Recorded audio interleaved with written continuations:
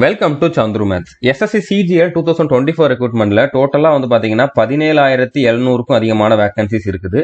இந்த 17,700 வேகன்சியும் ஒரு போஸ்ட்டுக்கு மட்டும் இல்ல, டோட்டலா வந்து இதுக்குள்ள 34 விதமான போஸ்ட் இருக்குது. இந்த 34 விதமான போஸ்ட்ல வந்து பாத்தீங்கன்னா income tax inspector, CBI sub inspector, அதுக்கப்புறம் அசிஸ்டன்ட் செக்ஷன் ஆஃபீஸர், அந்த மாதிரி ஏஎஸ்ஓ, அந்த மாதிரி நிறைய போஸ்ட் இருக்குது. ஓகே, நிறைய டிஃப்ரெண்ட் மினிஸ்ட்ரிஸ்ல 34 விதமான போஸ்ட் இருக்குது. அதுக்கு எல்லாத்துக்கும் சேர்த்து தான் இவ்வளவு வேகன்சி. சோ இப்போ இந்த 34 விதமான போஸ்ட்ல ஒரு 8 போஸ்ட்டுக்கு மட்டும் பிசிக்கல் ஸ்டாண்டர்ட் இருக்குது, பிசிக்கல் டெஸ்ட் இருக்குது. ஓகே, அந்த 8 போஸ்ட் என்னென்ன, அந்த 8 போஸ்ட்டுக்குமே வந்து என்ன மாதிரி பிசிக்கல் டெஸ்ட் இருக்கும் அப்படிங்கறத இந்த வீடியோ நம்ம வந்து பார்க்க போறோம். மிச்சம் இருக்கக்கூடிய இந்த 8 போக மிச்சம் இருக்கக்கூடிய இன்னொரு 26 போஸ்ட் இருக்குது. ஓகே, இதுக்கெல்லாம் வந்து எந்த விதமான பிசிக்கல் டெஸ்டும் கிடையாது. உங்களுக்கு என்ன ப்ராப்ளம் இருந்தாலும் நீங்க இதுக்கு அப்ளை பண்ணலாம், நீங்க எலிஜிபிள் தான். ஓகே, ஈவன் பிடபிள்யூ கேண்டிடேட்டுமே எலிஜிபிள் தான். ஸோ புரிஞ்சிருக்குன்னு நினைக்கிறேன். இதுல பிசிக்கல் டெஸ்ட் இருக்குதோ, அப்ப நான் வந்து அப்ளை பண்ணக்கூடாதோ அப்படிங்கிற மாதிரி யாரும் யோசிக்க வேண்டாம். மிச்சம் இருக்கக்கூடிய 26 போஸ்ட்டுக்கு எல்லாருமே எலிஜிபிளா தான் இருப்பீங்க. ஸோ நம்ம இந்த வீடியோல பிசிக்கல் டெஸ்ட் பத்தி பார்க்க போறோம். அடுத்ததா மெடிக்கல் ஸ்டாண்டர்ட் தான் கொடுத்துருக்காங்க. மெடிக்கல் டெஸ்ட்னு இந்த 8 போஸ்ட்டுக்கும் கண்டக்ட் பண்ணுவாங்களான்னு கேட்டீங்கன்னா அதுவும் கிடையாது. எல்லா போஸ்ட்டுக்குமே, மொத்தமா இருக்கக்கூடிய இந்த 34 போஸ்ட்டுக்குமே நீங்களா தான் மெடிக்கல் செக்அப் பண்ணி டாக்டர் சர்டிபிகேட் வாங்கிட்டு போகணும். ஓகே, ஒரு கவர்மெண்ட் ஹாஸ்பிட்டல்ல, அதாவது டிஸ்ட்ரிக்ட் ஹாஸ்பிட்டல்ல போய் அங்க வந்து சிவில் சர்ஜியன் அந்த மாதிரி அதுக்கு ஈக்குவலண்டான ரேங்க்ல இருக்கக்கூடிய டாக்டர்கிட்ட அவங்க கொடுக்குற, அதாவது நீங்க எந்த டிபார்ட்மெண்ட்ல செலக்ட் ஆகிறீங்களோ அந்த டிபார்ட்மெண்ட்ல இருந்தே நீங்க எந்த மாதிரி மெடிக்கல் சர்டிபிகேட் வாங்கிட்டு வரணும்னு சொல்லி ஒரு ஃபார்ம் கொடுத்துருவாங்க. அதுல என்னென்ன பாயிண்ட்ஸ் செக் பண்ணணுங்கிறது இருக்கும். எல்லா பாயிண்டையும் செக் பண்ணுவாங்க. அதுல எதுவும் ப்ராப்ளம் இருந்தாலும் பிரச்சனை இல்லை. ஓகே, அதெல்லாம் செக் பண்ணிட்டு அவங்க கொடுக்கக்கூடிய அந்த மெடிக்கல் சர்டிபிகேட், நார்மலா எந்த சென்ட்ரல் கவர்மெண்ட் ஜாபுக்கு போனாலும் அந்த மெடிக்கல் சர்டிபிகேட் வாங்கிட்டு தான் போகணும். அந்த சர்டிபிகேட்டை வாங்கிட்டு போய் நீங்க வந்து ஜாயின் பண்ற டைம்ல கொடுக்கணும். அவ்வளவுதான். மற்றபடி இதுல வந்து உங்களுக்கு எந்த ப்ராப்ளமும் வரப்போறது கிடையாது. ஓகே, சோ இந்த 8 போஸ்ட்டை பத்தி நீங்க கண்டிப்பா தெரிஞ்சுக்கணும். அதைத்தான் நம்ம இந்த வீடியோல பார்க்க போறோம். ஸோ வீடியோவை ஸ்கிப் பண்ணாம ஃபுல்லா பாருங்க. அதுக்கப்புறம் நீங்க இந்த ரெக்ரூட்மெண்ட் பத்தி கம்ப்ளீட் நாலேஜ் தெரிஞ்சுக்கணும் அப்படின்னு நினைச்சீங்க அப்படின்னா இந்த பிளேலிஸ்ட்டை பாருங்க. எஸ்எஸ்சி சிஜிஎல் 2024 அப்படிங்கக்கூடிய பிளேலிஸ்ட்டை பாருங்க. இதுல ஃபர்ஸ்ட் வீடியோல இதை பத்தின A to Z இன்ஃபர்மேஷன் சொல்லியிருப்பேன். அதாவது இந்த ரெக்ரூட்மெண்ட் பத்தி எதுவுமே தெரியாது அப்படின்னா இந்த ஒரு வீடியோ பார்த்ததுக்கு அப்புறம் உங்களுக்கு எல்லாமே தெரியும்.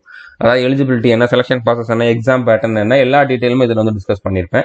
அடுத்ததா இந்த சிலபஸை கம்ப்ளீட் பண்றதுக்கான 80 டே ஸ்ட்ராட்டஜி என்ன அப்படிங்கறது இதுல டிஸ்கஸ் பண்ணிருப்பேன்.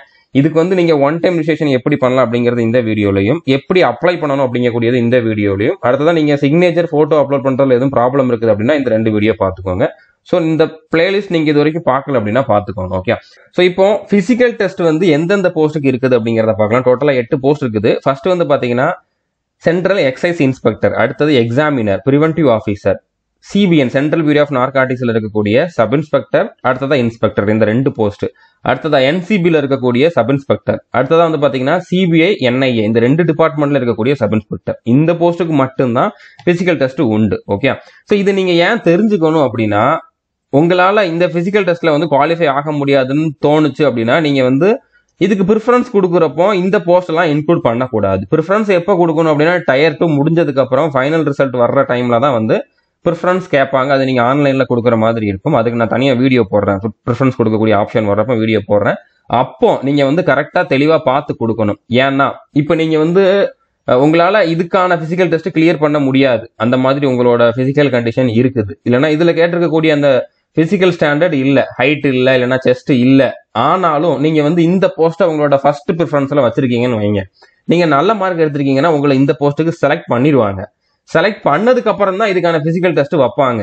அப்போ நீங்க பிசிக்கல் டெஸ்ட்ல ஃபெயில் ஆயிட்டீங்க, இல்லைன்னா இதுக்கு தேவையான அந்த ரெக்யர்மெண்ட் உங்ககிட்ட இல்ல அப்படின்னா உங்களை இதுல இருந்து ரிஜெக்ட் பண்ணிடுவாங்க. சரி, ஓகே, இதுல இருந்து ரிஜெக்ட் பண்ணிட்டாங்க, நான் நல்ல மார்க் தானே எடுத்திருக்கேன், அதுக்கு அடுத்து இருக்கக்கூடிய மற்ற போஸ்ட்டுக்குலாம் என்ன வந்து கன்சிடர் பண்ணுவாங்களான்னு கேட்டீங்கன்னா கண்டிப்பா கன்சிடர் பண்ண மாட்டாங்க. உங்களை ஒரு போஸ்ட்டுக்கு தான் செலக்ட் பண்ணுவாங்க. அந்த ஒரு போஸ்ட்ல நீங்க செலக்ட் ஆகி போனப்போ பிசிக்கல் டெஸ்ட் இருக்குது அப்படின்னா பிசிக்கல் டெஸ்ட்ல நீங்க ஃபெயில் ஆயிட்டீங்கன்னா மற்ற போஸ்ட்டுக்கும் கன்சிடர் பண்ண மாட்டாங்க. இந்த வேலையும் உங்களுக்கு கிடைக்காது. அதனால இது ரொம்ப ரொம்ப இம்பார்ட்டன்ட் ஆனது. எந்த போஸ்ட்டுக்கு என்ன ரெக்யர்மெண்ட் அப்படிங்கறத தெரிஞ்சுக்கோங்க. இந்த 8 போஸ்ட்டுக்கு தேவையானதுல எதுல உங்களுக்கு இதை வந்து பாஸ் பண்ண முடியாதுன்னு தோணுதோ அதெல்லாம் நீங்க வந்து ப்ரிஃபரன்ஸ் கொடுக்குறப்போ கொடுக்க கூடாது. அதுக்காக தான் நான் வந்து சொல்றேன். ஓகே, ஸோ அதனாலதான் இது வந்து ரொம்ப ரொம்ப இம்பார்ட்டன்ட் ஆனது. ஸோ இப்போ ஃபர்ஸ்ட் இந்த 5 போஸ்ட்டுக்கான பிசிக்கல் டெஸ்ட் என்ன அப்படிங்கிறத பார்க்கலாம். ஓகே, அதாவது exercise inspector, examiner, preventive officer, அடுத்ததா சிபிஎன் சென்ட்ரல் பியூரோ ஆஃப் நார்காட்டிக்ஸ்ல இருக்கக்கூடிய இன்ஸ்பெக்டர், சப் இன்ஸ்பெக்டர். இந்த 5 போஸ்ட்டுக்கும் ஒரே மாதிரி பிசிக்கல் டெஸ்ட் தான். அது என்ன அப்படிங்கிறத பார்க்கலாம். ஃபர்ஸ்ட் வந்து பிசிக்கல் ஸ்டாண்டர்ட் என்ன அப்படிங்கிறத பார்க்கலாம். இப்போ மேலுக்கு வந்து ஹைட்டு 157.5 சென்டிமீட்டர் இருக்கணும். இதுவே நீங்க வந்து எஸ்டி கேண்டிடேட்டா இருந்தீங்கன்னா இதுல 5 சென்டிமீட்டர் கம்மியா இருக்கலாம். 152.5 சென்டிமீட்டர் இருந்தாலுமே எலிஜிபிள் தான். அதே மாதிரி செஸ்ட் வந்து பாத்தீங்கன்னா வித் எக்ஸ்பான்ஷனோட 5 சென்டிமீட்டர் இருக்கணும். அதாவது நார்மலா வந்து 76 சென்டிமீட்டர் இருக்கணும். எக்ஸ்பாண்ட் பண்றப்போ அதாவது ஃபுல்லா நீங்க மூச்சை உள்ள இழுக்கிறப்போ வந்து பாத்தீங்கன்னா 5 சென்டிமீட்டர் எக்ஸ்பாண்ட் ஆகணும். ஸோ 81 சென்டிமீட்டர் இருக்கணும். ஓகே, ஸோ புரிஞ்சிருக்குன்னு நினைக்கிறேன்.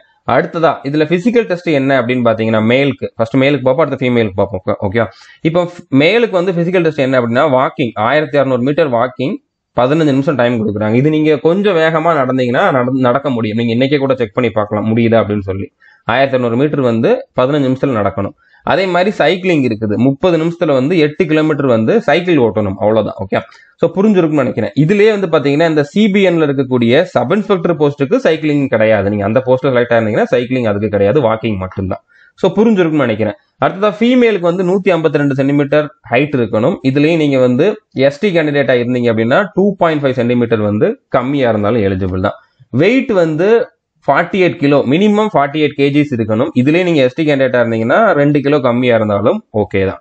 ஓகே, இதுல பிசிக்கல் டெஸ்ட் வந்து 1 கிலோமீட்டர் வாக்கிங் 20 நிமிஷம் டைம் கொடுத்துருவாங்க. சைக்கிளிங் வந்து 3 கிலோமீட்டர்ஸ் பண்ணணும், அதுக்கு 25 நிமிஷம் டைம் கொடுத்துருவாங்க.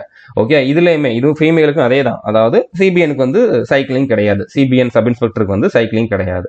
ஸோ இப்போ இந்த 5 போஸ்ட்டுக்குமே வந்து பாத்தீங்கன்னா பிடபிள்யூ கேண்டிடேட்ல ஒரு சிலர் எலிஜிபிளா தான் இருப்பீங்க.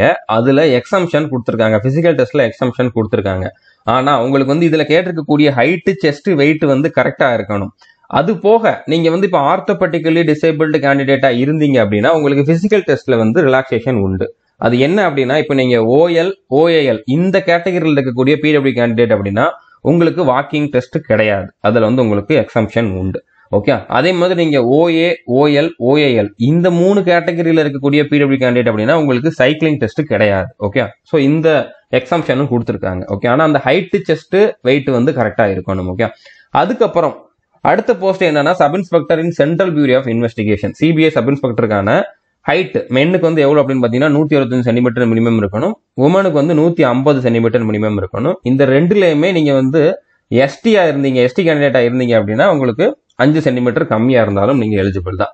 செஸ்ட் வந்து பாத்தீங்கன்னா வித் எக்ஸ்பான்ஷனோடய 76 சென்டிமீட்டர் தான். அதாவது ஃபுல்லா விரிந்த நிலையிலே வந்து பாத்தீங்கன்னா 76 சென்டிமீட்டர் இருந்தா போதும். செஸ்ட் வந்து மேலுக்கு மட்டும்தான் செக் பண்ணுவாங்க, ஃபீமேலுக்கு செக் பண்ண மாட்டாங்க. ஓகே, சோ புரிஞ்சிருக்கும்னு நினைக்கிறேன். அடுத்தது இதுல வந்து ஐசைட் கேட்டிருக்காங்க. ஐசைட் வந்து என்ன அப்படின்னா வித் ஆர் வித்தவுட் கிளாஸஸ் சொல்லிருக்காங்க. நீங்க ஸ்பெக்ஸ் யூஸ் பண்ணாலும் எலிஜிபிள் தான். கண்ணாடி போட்டிருக்கிறப்போ உங்களுக்கு இவ்வளவு இருந்தா கூட போதுமானது. டிஸ்டன்ட் விஷன் வந்து பாத்தீங்கன்னா 6/6 இன் 1 அண்ட் 6/9 இன் அதர் ஐ. அதாவது ஒரு கண்ணுல 6/6 இருக்கணும், இன்னொரு கண்ணுல 6/9 இருக்கணும். வித் ஸ்பெக்ஸோட இருந்தாலும் ஓகே தான். நியர் விஷன் வந்து 0.6, 0.8 அப்படிங்கிற மாதிரி ஒரு கண்ணுலயும் இருக்கணும். இது இருக்குதா இல்லையா நீங்க வந்து ஐ ஹாஸ்பிட்டல்ல போய் செக் பண்ணாலே 20 ரூபா 30 ரூபா தான் சார்ஜ் பண்ணுவாங்க. நீங்க செக் பண்ணிட்டு இது இருக்குதா அப்படின்னு நீங்களே கேட்டீங்கனாலே அவங்களே செக் பண்ணி சொல்லிடுவாங்க. இந்த மாதிரி ரெக்யர்மெண்ட் வேணும், எனக்கு இருக்கா இல்லையா நீங்க செக் பண்ணி சொல்லுங்கன்னு சொன்னா அவங்க செக் பண்ணி சொல்லிடுவாங்க. ஓகே, அடுத்ததா என்ஐஏ நேஷனல் இன்வெஸ்டிகேஷன் ஏஜென்சில இருக்கக்கூடிய சப் இன்ஸ்பெக்டர் போஸ்ட்டுக்கு மென்னுக்கு வந்து 170 சென்டிமீட்டர் ஹைட் இருக்கணும், உமனுக்கு வந்து 150 சென்டிமீட்டர் ஹைட் இருக்கணும். இதுலயுமே நீங்க எஸ்டி கேண்டிடேட்டா இருந்தீங்கன்னா 5 சென்டிமீட்டர் கம்மியா இருக்கலாம். இதுலயுமே வந்து செஸ்ட் வந்து வித் எக்ஸ்பான்ஷனோட 76 சென்டிமீட்டர் இருந்தா போதுமானது. ஓகே, முழுசா விரிந்த நிலையிலே வந்து 76 சென்டிமீட்டர் இருந்தா போதுமானது. ஃபீமேலுக்கு செஸ்ட் மெஷர்மெண்ட் பண்ண மாட்டாங்க. ஐ விஷன் வந்து இதுவும் சேம் தான். ஓகே, டிஸ்டன்ட் விஷன் வந்து 6/6, 6/9 வந்து இருக்கணும். வித் ஆர் வித்தவுட் கிளாஸஸ் தான். நியர் விஷன் வந்து பாத்தீங்கன்னா 0.6, 0.8 வந்து இருக்கணும். ஓகேவா, சோ புரிஞ்சிருக்கும்னு நினைக்கிறேன்.